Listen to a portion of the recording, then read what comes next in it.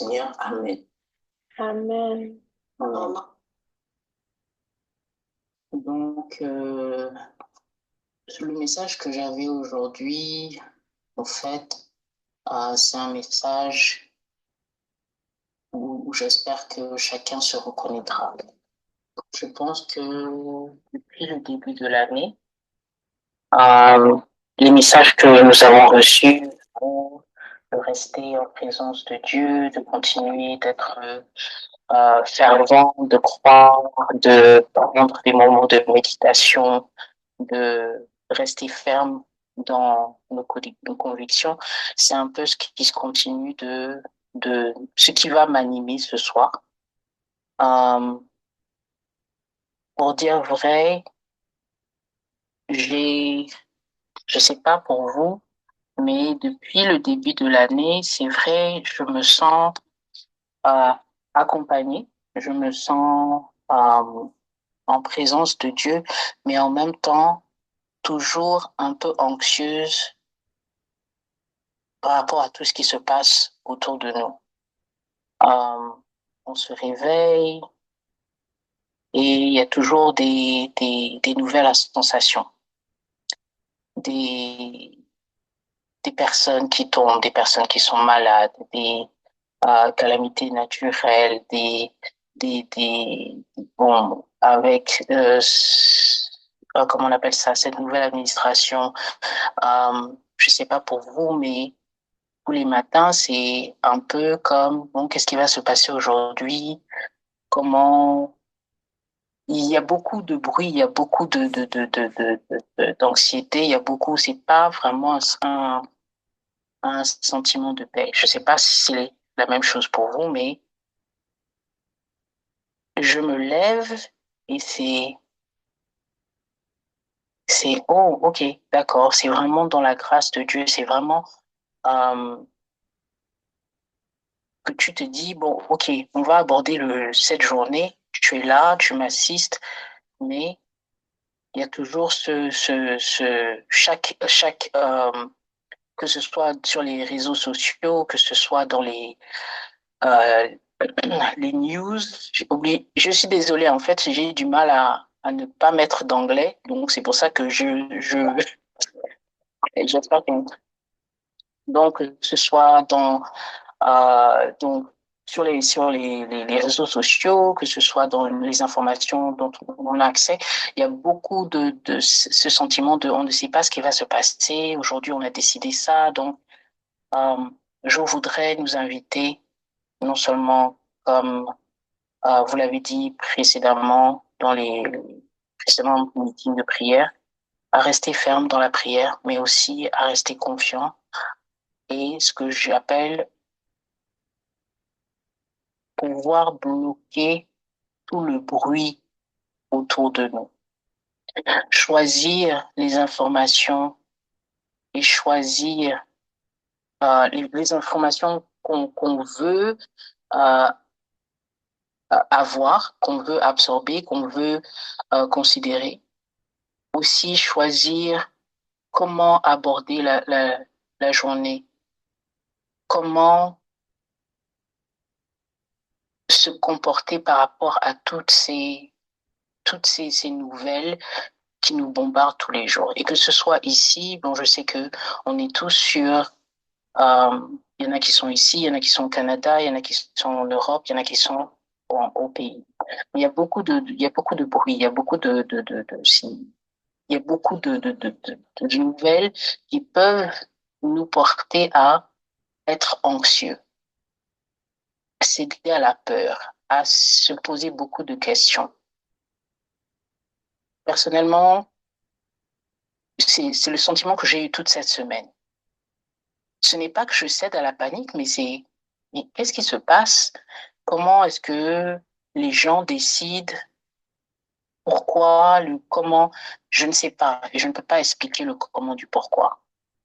Mais ce que je décide de faire et ce que je veux faire, c'est un peu couper tout ce bruit autour de moi et me concentrer sur ce que je sais. C'est qu'à la fin de la journée, j'ai un Dieu. un Dieu vivant qui m'assiste, qui me soutient, qui m'élève, qui me guide. Donc, quel que soit ce qui peut se passer, qui va se passer, je dois rester ferme dans ma foi, ferme dans mes convictions et ne pas céder à la peur. Le temps de Dieu, et je pense qu'on a tous des exemples, c'est le meilleur temps. Pourquoi il a fallu autant de temps au peuple de Dieu pour traverser ce désert, pour arriver en terre promise? C'est parce que c'est tout ça, c'était un processus. Pourquoi il a fallu autant de temps pour que une nation comme la nôtre puisse avoir une chance de redécider et de redessiner sa politique nationale? C'est parce qu'il fallait qu'on passe par certains événements. Pourquoi certaines nations sont encore en conflit? Euh, c'est parce que ils doivent passer par ces tribulations-là pour arriver à la lumière. Donc, oui, les temps sont incertains. Et sincèrement, plus on avance et plus les bruits, c'est la fin du monde, c'est, préparez-vous. Oui, c'est vrai. On ne sait pas quand est-ce qu'il va revenir, on ne sait pas quand est-ce que le moment sera de l'appel. Mais ce qui est sûr, c'est que si on reste ancré dans notre foi, ce qui est sûr, c'est que si on reste dans nos convictions, si ce qui est sûr, c'est que si on s'accroche à lui, le bruit, c'est nous qui choisissons de le bloquer ou de l'écouter.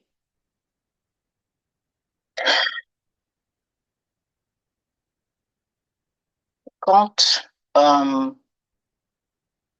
c'est un peu, j'aime bien la parabole des 10 vierges qui est dans Matthieu 25. Van, tu peux le trouver, excuse-moi, Matthieu 25 de 1 à 13, je pense.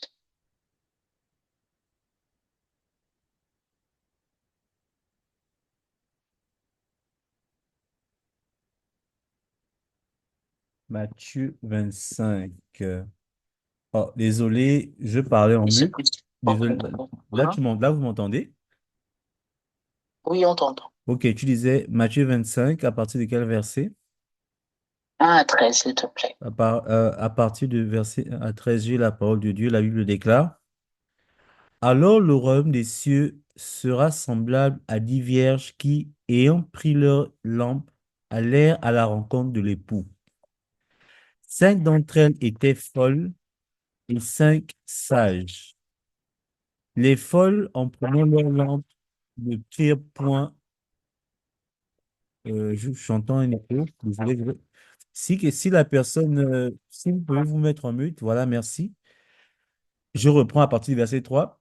Les folles, en prenant leur lampe, ne prirent point d'huile avec elles, mais les sages prirent avec leur lampe de l'huile dans des vases. Comme l'époux tardait, toutes s'assoupirent et s'endormirent. Au milieu de la nuit, on cria, voici l'époux, allez à sa rencontre. Alors, toutes ces vierges se réveillèrent et préparèrent leurs lampes. Les folles dirent aux sages, donnez-nous de votre huile, car nos lampes s'éteignent. Les sages répondirent, non, il n'y en aura pas assez pour nous et pour vous. Allez plutôt chez ceux qui en vendent et achetez-en pour vous. Pendant qu'elles allaient en acheter, l'époux arriva. Celles qui étaient prêtes entrèrent avec lui dans la salle des noces et la porte fut fermée. Plus tard, les autres vierges vinrent et dirent, Seigneur, Seigneur, ouvre-nous. Mais il répondit, je vous le dis en vérité, je ne vous connais pas. Veuillez donc, puisque vous ne savez ni le jour, veillez donc, puisque vous ne savez ni le jour ni l'heure. Amen. Amen. Merci beaucoup. Et ça, c'est mon interprétation que je vais faire. Je ne suis en aucun cas, mais c'est un peu pour dire que il y a tellement de bruit autour de nous, tellement de, on dit préparons-nous. On ne sait pas quand est-ce qu'il arrive. Chacun prend ses armes, chacun a sa foi. On prie, on se prépare euh, spirituellement. On, on croit, on a la foi. Mais on n'est jamais assez préparé. À la fin de la journée, je m'assimile à la personne, à la Vierge folle qui, oui, je suis équipée, oui, je connais, je veux, et comment on appelle ça, me,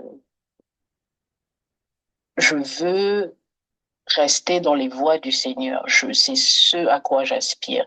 Mais en même temps, l'huile dont j'ai besoin n'est toujours pas là en quantité, ou alors je ne suis pas encore prête. Et c'est pour ça que je dis, il est facile de tomber dans l'anxiété, de dire que, OK, d'accord, tout ce bruit, mais on a peur, on ne sait pas qu'est-ce qui se passe, pourquoi tant de choses arrivent, pourquoi tous ces événements arrivent les uns après les autres, on n'a même pas le temps de se remettre que déjà une nouvelle arrive. Donc, je voudrais que l'on prenne un, un moment, un moment pour reconnaître en fait que non seulement Dieu est présent, mais aussi pour reconnaître que nous ne sommes rien sans lui. Nous ne pouvons pas euh, euh, le cadeau de vie, le souffle de vie, c'est vraiment la plus grande des bénédictions. Je ne cesserai jamais de le dire, c'est du genre tous les jours qu'il me donne de vivre et toutes les expériences par lesquelles je passe, il est présent dans ma vie. Mais je ne sais pas si en même temps c'est le même amour et le même abandon euh, que j'aurais si je n'avais pas cette anxiété-là. Du genre, ok, on dit soumets-toi, prie, crois. Mais à la fin de la journée, on est toujours à l'assaut de ces nouvelles. Nos esprits sont toujours en train de chercher cette, euh, cette force-là. Donc, mon frère, ma sœur, aujourd'hui, je veux te dire ceci. N'aie pas peur. Prends sur toi. Bloque le bruit qui est autour de toi. Ne laisse pas l'ennemi avoir raison de toi. Ne sois pas cette vierge folle qui n'a pas assez d'huile et au moment venu ne sera pas prête. Ne laisse pas la porte se fermer sur tes grâces et tes bénédictions parce que à cause de tout ce bruit, à cause des doutes, à cause de la colère et des émotions qui peuvent découler de toutes ces nouvelles qui te bombardent. Choisis toi-même quelles sont les sources d'informations euh, que tu vas considérer en fait. Ne laisse pas euh, l'ennemi avoir raison de ta crédulité. Ne laisse pas l'ennemi avoir raison de ton intelligence. Ne laisse pas l'ennemi te faire ressentir que il est présent. Parce que quel que soit ce qu'il arrive, le Dieu que nous servons a vaincu l'ennemi. So, oui, l'ennemi est présent, il ne faut pas le négliger. Mais en même temps, le Dieu que l'on sert est vivant. Le Dieu que l'on sert ne laissera pas les choses déborder au-delà de ce, il ne laissera pas nous éprouver au-delà de nos forces. Donc, tous ces événements, toutes ces choses qui se passent sont, on va appeler ça la volonté de Dieu.